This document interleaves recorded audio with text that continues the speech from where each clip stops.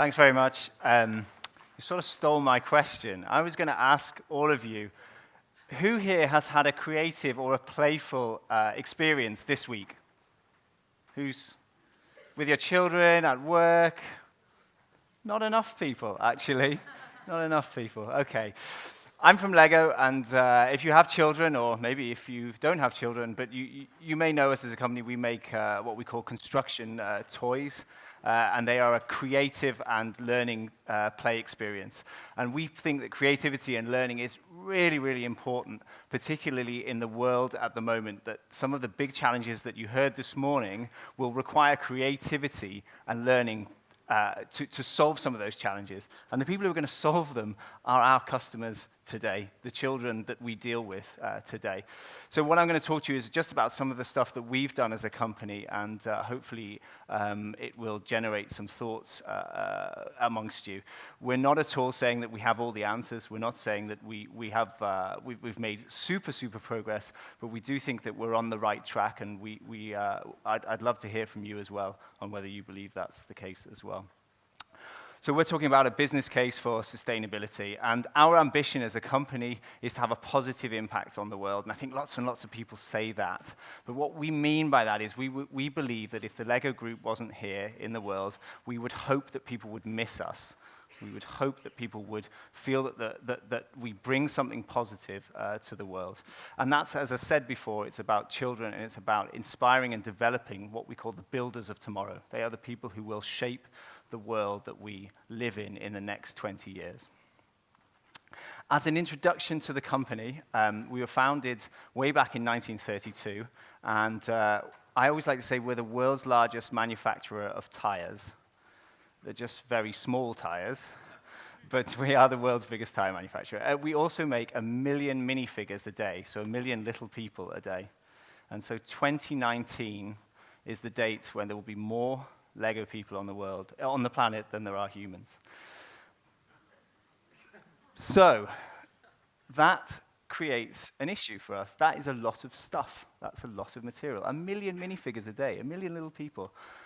So when I first started at the company, I think we said that we're about 60 Lego bricks for every person on the planet. I think there are now about 90 Lego bricks for every person on the planet. So again, it's stuff, it's materials, and what we want to do is create that positive impact on the world, but eliminate our negative impact on the world. So all in all, cohesively, we can say across corporate social responsibility and our use of materials and resources that we create a positive impact on the world. Why do we do it? Like many companies, it's part of our heritage. Started in 1932 making wooden toys. We now are pretty much the world's biggest toy maker. It's a family-owned company, and these are the 3 generations of the family. We're now in the 4th generation as we speak. So the little chap there, he's now, I think he's about 65. I hope he wouldn't mind me saying that. And his son, Thomas, is about my age, and he's about to step into those shoes. The unique thing about our company being family-owned is that we're not driven solely by money. And I think what I want you to look at here is the promises that we make up on this slide here. We make 4 promises: the play promise, the partner, the planet, and the people. Play promise is about the kind of toys we make and what people think about them, what our consumers think about those. Partners is the people we work with in our supply chain. Planet is the environment, but it's also the social aspect of that. It's not just about environmental sustainability, and you heard a bit about that this morning, that it's a holistic view. And people is about our employees, the people who work for us. And each one of those boxes comprises 20% of our management's bonus. So my CEO and our top-level management, 20% of their bonus is related to our environmental and social impact. 20% is the products we make, 20% is how people perceive us as a company to work with as a partner, and 20% is how people perceive us as a company to work for, our people promise. Only 20%, the final 20% of their bonus, so the 5th part, is made up of the financial performance of the company. Only 20%. The company itself is 25% owned by charity. So the Lego Foundation promotes creativity, learning, and play across the world, and so 25% of our profits go directly to charity. So I think it's really important to embed that right at the core of the company, that people know that 20% of their take-home pay at the end of the year is about doing good for the planet and society. And what we see a lot is that where CEOs come in with a very, very strong mandate, and in this case, our CEO and our owner family, but if you don't embed that into the company, when the CEO retires, because often their mandate is one that they drive as their last tour of duty, when they retire, that mandate, if it doesn't stick in the company, then the mandate tends to disappear because you're not using the CEO as the spearhead. So when we first started looking at this, I think early in the 2000s, like many companies, we decided where should we focus, and we did an environmental impact assessment. And only 10% of our impact is in our own operations. We're quite unique in the world in that in consumer goods is that we own and operate our own factories. So we do all of the manufacturing right from the concept design until the boxes are shipped out of our factories. And we have factories in Mexico, we have 3 in Europe, and we're just building 1 in China. And they serve their own home market, so we cut down the transport between those factories. Only 10% sits in our own operations. 75% sits in our supply chain, and that's predominantly through the plastic that we use, so ABS plastic, and the packaging. And they're actually quite finely balanced between the two impacts. And then about 15% sits in our downstream. And I think that number's a bit high because that's based on general consumer product metrics. I actually gave a bucket of Lego bricks to my 3-year-old son the other day, and those bricks were given to me by my dad when I was about 4 or 5. And those were bricks that he had, and he bought them in about 1958, 1959. And they are still playable today, they still work. And that's why the 15% we don't believe is quite accurate here, because we haven't really seen any whole-scale disposal of Lego bricks. Some people do, they accidentally end up in the trash, but what we really encourage people to do is to donate them, pass them on, give them to people, and keep that creativity and learning alive. And we try and guide people as much as possible to do that. We've set some targets and some goals in 2 key areas around climate change and resources, and we are committed to being 100% renewable energy by 2020. We also want to, before that really, and that's the sort of icing on the cake, we want to cut our energy consumption, and we've increased our energy efficiency by 2.5% year on year, and that's through standard business cases around insulating pipework. Our new factory in China is 100% LED lighting, which is the first time we've ever done that. And we've put solar water heating on the roof of the factory as well. And we also are working with our suppliers and working with WWF as part of their Climate Savers program to encourage and help our suppliers to follow us on this journey. And it's not about telling our suppliers what to do. We don't turn up at a buyer meeting and just say, right, you need to do this. We really want to find shared value and shared projects where we can come together and have a win-win, because otherwise it's not sustainable in the long term if we're just telling them what to do. They need to also come along on the journey with us and see that benefit. On designing materials, we have 100% FSC, which is Forestry Stewardship Council packaging, so it's paper and pulp that comes from sustainably managed sources. And on average, globally, about a 75% recycled content in the packaging. In our own operations, our target is to achieve 95% landfill diversion and to improve waste efficiency by 7.5%. And I think that was something that we really reflected on. We actually had and I think one of my messages is to be careful on the metrics you choose, because we had a metric on 95% landfill diversion. And you can still achieve that, even though you've passed through very high volumes of waste through the system. If you're recycling it, you can meet that target. And we had to reflect and say, no, the first thing we should be doing, which sounds obvious, but is reduce, reuse, recycle. We should be reducing the amount of waste we generate in the first place before we recycle. So we had to completely rehash or relook at our metrics again, because metrics, once you set them, they will drive people in the business on a certain direction. Over the long term, as I mentioned, 100% renewable energy, and we would like to start to look at CO2 reduction programs and set some metrics with our suppliers over the long term. Pursuing sustainable raw materials, and ultimately we want zero waste in our production, which is, when you get up to the 90s, 95%, it becomes very, very hard, that last couple of percentage.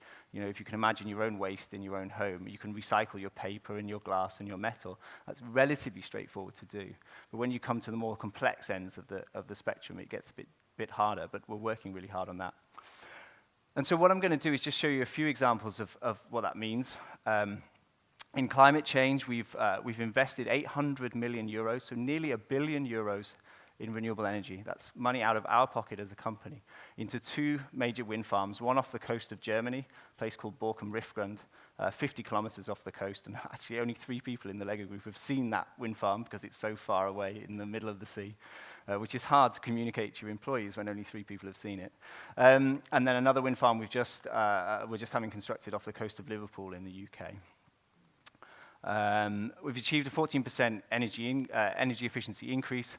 And I think what we're open about is that as we grow as a company, and we're growing rapidly, we're actually using more energy. So we use about 9% more energy each year. But we are getting better at using it, but we're still using more of it. And that's something that we're really working hard to tackle. And then finally, we're the first toy company to join the WWF Climate Savers Partnership, which is a really, really great program and a broad-based coalition of many companies who sign up and commit to a number of targets. On resources, I'll talk about this a little later, but our Green Box initiative, we shrunk the size of our packaging, which is a very, very, actually, it sounds simple, but quite a complex thing to do because you need to talk to the guys who work on the production lines, you need to talk to the retailers who stock your products because that changes their shelf layout, you need to talk to customers because often customers like to give a nice big box at Christmas, so we're enabling them to give a slightly smaller box at Christmas. And then FSC packaging, which I also mentioned. The waste diversion, which I've talked about, so 93% was our figure. Our target is 95. 93 is what we hit last year. And then finally, we've invested 1 billion Danish kroner, which sounds great, doesn't it? It's a lot of money, 1 billion kroner. How many people know what that means?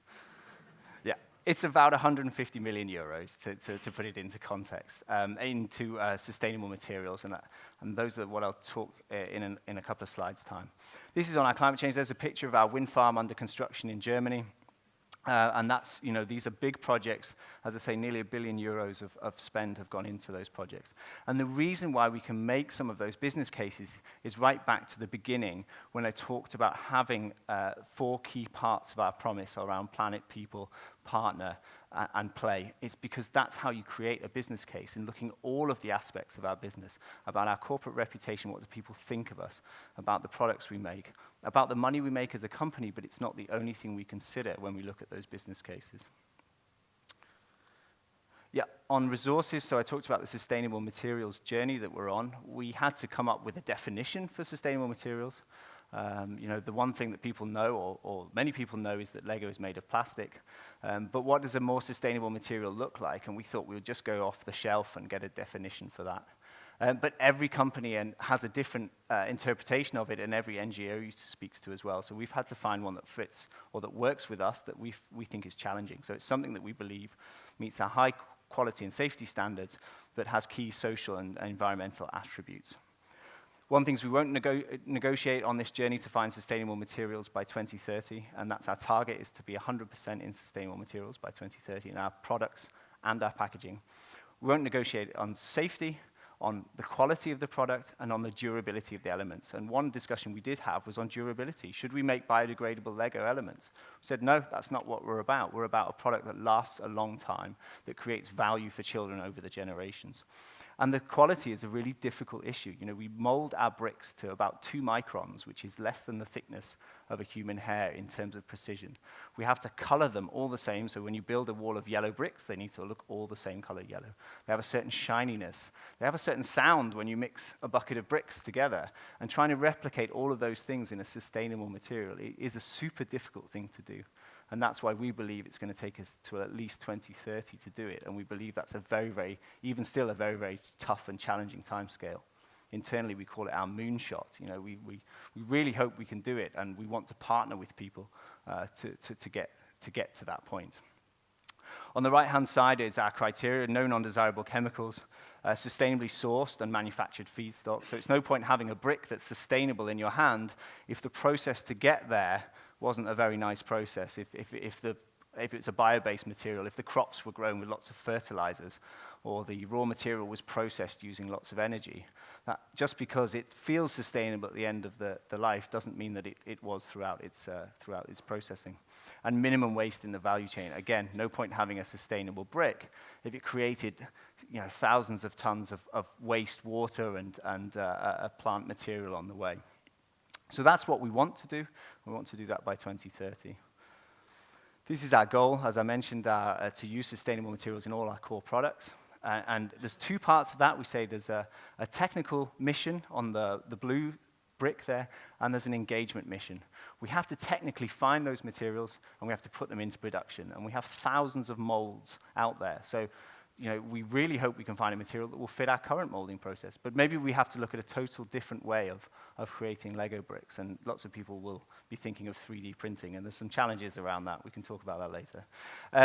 And on the other side, we have to engage with people. There are some very difficult questions around sustainable materials. There are some very difficult challenges around sustainable materials. And we're going to have a dialogue and a conversation with lots of people, and probably many of you in this room, around how do we address some of those challenges and difficulties along the way. And underpinning, we've made a commitment to build a sustainable materials center. And this is a building that will open in our headquarters in rural Billund in Denmark, where I live and work. And that will be a center for materials research and expertise involving outside partners. We hope also parents and children and universities and suppliers, either new suppliers or existing suppliers, to come and help us work on this key challenge. Two examples I want to leave you with then of some of the work we've already done. I mentioned Project Greenbox. So this was, as you can see on the slide there with it's the left-hand slide there. What you see is there, it's shrinking the box by about 18%.